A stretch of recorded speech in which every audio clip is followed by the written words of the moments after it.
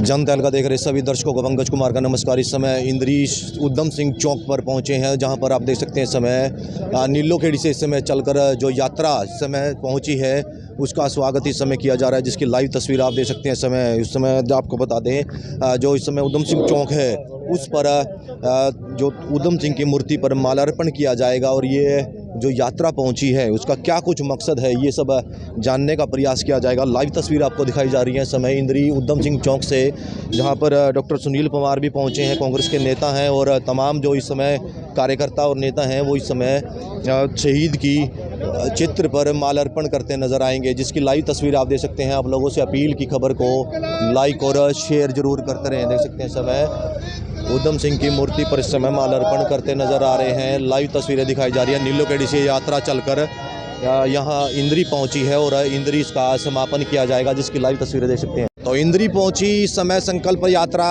जो इंद्री में इसका समापन किया जाएगा। नीलोखेड़ी से चलकर ये इंद्री पहुंची है और इसका भव्य इस समय स्वागत किया गया। और आपको बता दें कि ये संकल्प यात्रा अब इंद्री उद्यम सिंह चौक पर इसका समापन किया जाएगा, जिसकी लाइव तस्वीरें देख सकते हैं। आप लोगों से अपील की खबर को लाइक और शेयर करते रहें। देख सकते हैं समय कांग्रेस के जो तमाम नेता हैं, कार्यकर्ता हैं, वो इस समय यहाँ पर पहुँचे हैं और इस यात्रा में शामिल होते नजर आ रहे हैं, जिसकी लाइव तस्वीर आपको इस समय इंद्री उद्यम सिंह चौक से दिखाई जा रही है। यात्रा नीलोखेड़ी से चलकर इस समय इंद्री पहुंची है। क्या कुछ इस यात्रा का मकसद है ये सब जानने का प्रयास करेंगे। इस समय जो नीलोखेड़ी से है इस यात्रा को लेकर के चले हैं और इंद्री में जिसका समापन किया गया, तमाम इस समय कांग्रेस के जो कार्यकर्ता हैं वो यहाँ पर पहुंचे हैं। क्या कुछ इसका मकसद है ये जानने का प्रयास करेंगे।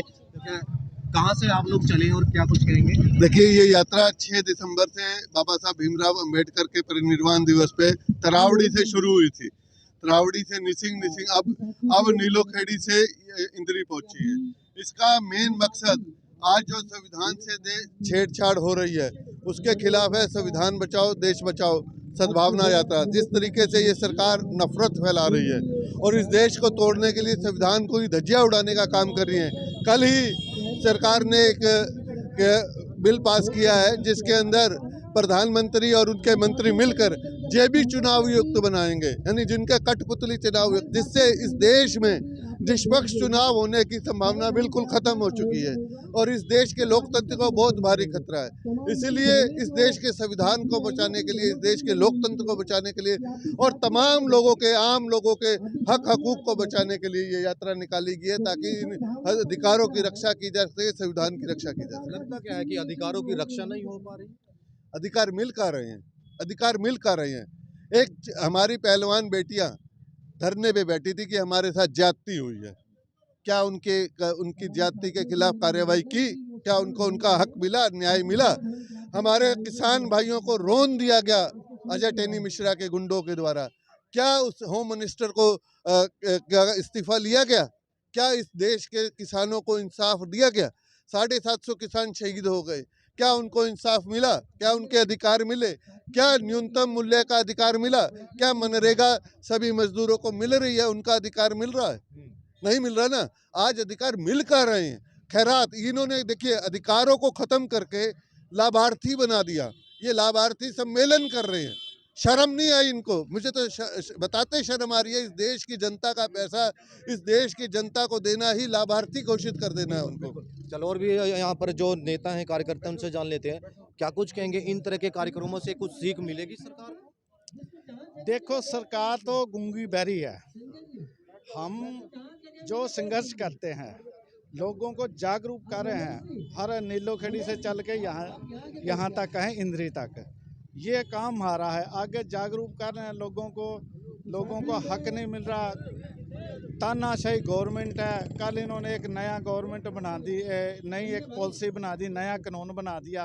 पहले उसमें जो सुप्रीम कोर्ट का एक जज होता था और एक ओपोजिशन का लीडर होता था, इलेक्शन कमिश्नर के, जो उसको स्थापित करते थे। अब इन्होंने एक नया कानून कल बना दिया। सिर्फ प्रधानमंत्री और गृह मंत्री और इनकी जो कैबिनेट है वो ही उसको एक कठपुतली बना दिया इलेक्शन कमिश्नर को, जिससे जो इलेक्शन कमिश्नर लाएंगे वो ही लगाएंगे। अगर वो ही लगाएंगे तो फिर ओपोजिशन रही कहाँ? कोर्ट की उसमें इंटरफेयर नहीं रही, कुछ नहीं रही। दूसरी बात ये, कल जो कांड हुआ है पार्लियामेंट में, उस पार्लियामेंट में अगर किसी जो अगर दूसरा एमपी होता है तो उस पर फौरन एक्शन लिया जाता है। ये जो एमपी है जिसने पास दिए हैं इनको, जिनको अंदर बढ़ने की जिसने इजाज़त दी है इनको, और उसके ऊपर एक्शन आज तक नहीं हुआ। अगर दूसरे किसी पार्टी का होता एमपी तो उसको परमानेंट डिसमिस किया जाता। इसको क्यों नहीं डिसमिस कर रहे? इन यात्राओं से क्या मकसद है? इन यात्राओं हम लोगों को जागरूक कर रहे हैं कि ये देखो, ये हमारे संविधान को, अपना हमारे पार्लियामेंट को तो बचा नहीं सकते, देश को क्या बचाएंगे ये। यात्रा का इस समय इंद्री में समापन होगा और इंद्री के बाद अब यहाँ से जो कार्यकर्ताओं को संबोधित करते हुए कांग्रेस के नेता डॉक्टर सुनील कुमार पहुंचे हैं और जो नीलेखेड़ी से इस समय जो कार्यकर्ता और नेता पहुंचे हैं उनको इस समय बातचीत करते हुए नजर आ रहे हैं, उनका संबोधन देते हुए नजर आ रहे हैं, जिसकी लाइव तस्वीर आपको इस समय शहीद उधम सिंह चौक से दिखाई जा रही है, जहां पर नीलोखेड़ी से इस यात्रा की शुरुआत हुई और इंद्री में इस यात्रा का समापन किया जाएगा, जिसकी लाइव तस्वीर आपको दिखाई जा रही है। आप लोगों से अपील की खबर को लाइक और शेयर जरूर करते रहें। आप देख सकते हैं इस समय उधम सिंह चौक पर जो संकल्प यात्रा पहुंची है और उसको लेकर के आप देख सकते हैं इस समय यहाँ पर सभी लोग जो इस यात्रा में शामिल हुए, अब कुछ ही देर में इस प्रार्थना के बाद इसका समापन किया जाएगा, जिसके लाइव तस्वीर आप देख सकते हैं। इस समय जो पत्र है वो लेकर के इस समय इस प्रार्थना को पढ़ते हुए नजर आ रहे हैं। क्या कुछ कहेंगे इस यात्रा को लेकर के वो भी जानने का प्रयास करेंगे। आप लोगों से अपील की खबर को लाइक और शेयर जरूर करते रहें। आज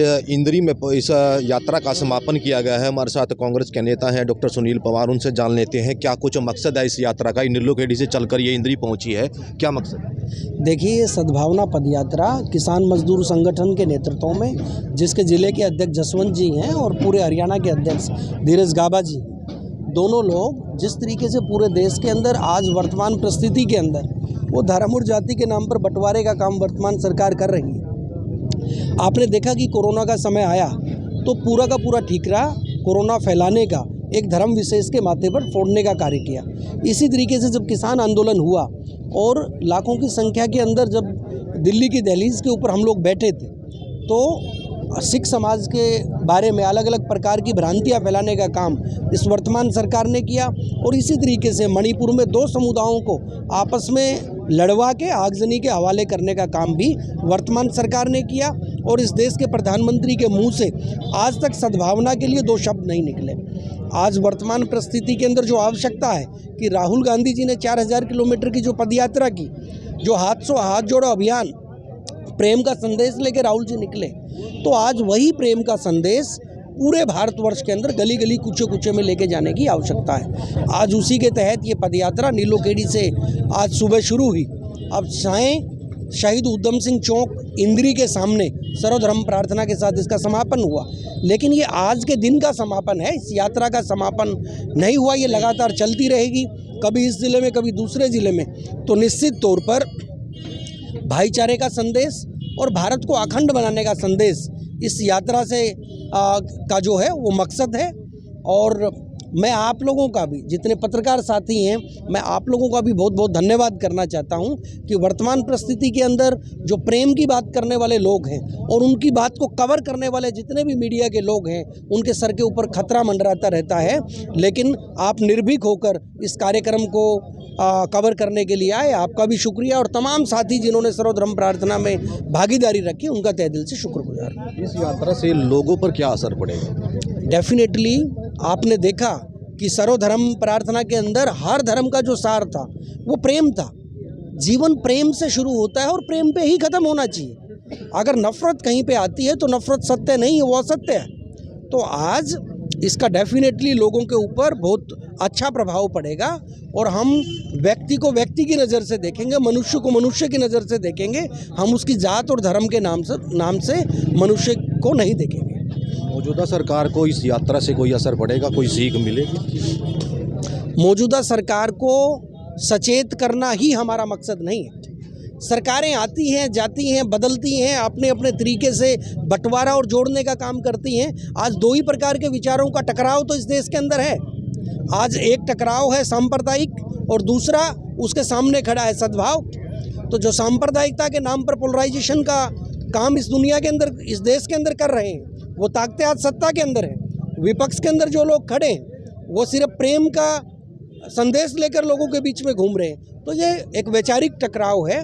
तो निश्चित तौर पे हम तो चाहते हैं कि गांधी जी के विचार को, बाबा साहब भीमराव अंबेडकर के विचार को इस वर्तमान सरकार को भी कबूल करना चाहिए। हरियाणा में जिस तरीके से सरकार में महंगाई बढ़ रही है, बेरोजगारी है, उसको लेकर के विपक्ष अपनी भूमिका क्या निभाएगा? देखिए, आप लोगों के सामने है कि करनाल के अंदर भी लगातार महिला कांग्रेस के द्वारा महंगाई के खिलाफ, गैस सिलेंडर की महंगाई के खिलाफ, दूसरी चीज़ों की महंगाई के खिलाफ लगातार धरने प्रदर्शन जारी हैं। और हम अपने मैनिफेस्टो के अंदर भी पूरे भारत में जहाँ पर चुनाव होते हैं, हम मैनिफेस्टो के अंदर भी जिक्र करते हैं कि जब भी हमारी सरकार अगर वो सत्ता में आती है तो हम चीज़ों को सुनियोजित करके सस्ती करने का काम करेंगे, पेट्रोल डीजल के दाम उसको नियंत्रित करने का काम करेंगे और कहीं ना कहीं लोगों को जिससे राहत मिल पाए। ठीक है। यात्रा ये शुरू हुई है, उसको लेकर के आज जो इस समय इंद्री से प्रभारी हैं उनसे एक बार जान लेते हैं क्या कुछ कहेंगे, क्या यात्रा है? ये जो आज यात्रा निकाली है ये नीलोखेड़ी से इंद्री तक आई थी। ये संविधान बचाओ की एक यात्रा रखी थी और इसमें गांव-गांव में जाके यही मैसेज दिया है कि हमने संविधान के दायरे में रह के काम करना है और संविधान को मजबूत करना है, जो हमें हमारे माननीय B.R. अम्बेडकर जी ने संविधान बना के दिया था, जिस संविधान से देश ये सारा देश चलता है।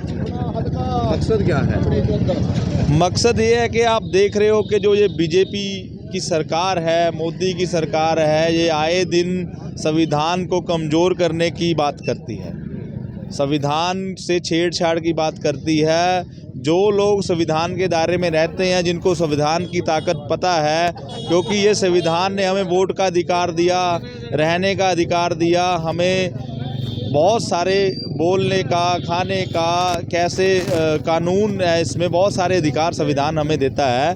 तो जो ये सारी चीज़ें हैं, लोगों को पता चलने लग गया है कि संविधान को छेड़छाड़ करके हमें कमज़ोर किया जा रहा है। अब लोग एक फ्रंट पे इकट्ठे हो रहे हैं और संविधान की लड़ाई लड़ रहे हैं। क्या लगता है इससे कांग्रेस मजबूत होगी? बिल्कुल मजबूत होगी। कांग्रेस एक बहुत मजबूत पार्टी है, सबसे पुरानी पार्टी है, हम विपक्ष में हैं और हम मजबूती से इन जो लोग हैं जिन्होंने ये ठाना हुआ है कि हमने यहाँ पे लोकतंत्र, डेमोक्रेसी को ख़त्म करके हमने यहाँ पे तानाशाही चलानी है, उसके खिलाफ हम लड़ते आए हैं, लड़ते आएंगे, चाहे वो पार्लियामेंट हो, चाहे वो सड़कें हों, चाहे वो कोई भी जरिया हो, हम उनसे लड़ते आएंगे। लगता है 2024 को लेकर के तैयारियां कांग्रेस की पूरी? कांग्रेस की पूरी तैयारी है, कांग्रेस की हमेशा तैयारी रहती है। हमने सबसे बड़ी, अभी आपने देखा होगा, भारत जोड़ो यात्रा भी की है। 24 की तैयारियां जो चल रही हैं, हम भी यहाँ पे अभी आपने देखा होगा कि हमारे जो प्रभारी हैं दीपक बाबरिया जी के दिशा निर्देश अनुसार हमारी जो टीम्स हैं पूरी, चाहे वो असेंबली कोऑर्डिनेटर्स हैं, चाहे वो लोकसभा कोऑर्डिनेटर, वो संगठन निर्माण का काम चल रहा है। हम संगठन बनाने जा रहे हैं, उसमें हम संगठन में सब लोगों को पूरी आज़ादी। हमने देखा इस समय जो संकल्प यात्रा बताई जा रही है कांग्रेस के द्वारा नीलोखेड़ी से चलकर जो इंद्री पहुंची है और इसका समापन को लेकर के इस समय जो कांग्रेस के कार्यकर्ता और नेता हैं वो यहाँ पर पहुंचे हैं। क्या कुछ ये कार्यक्रम रहने वाला है, ये सब आपको दिखाने का प्रयास किया जा रहा है। आप लोगों से अपील की खबर को लाइक और शेयर जरूर करते रहें।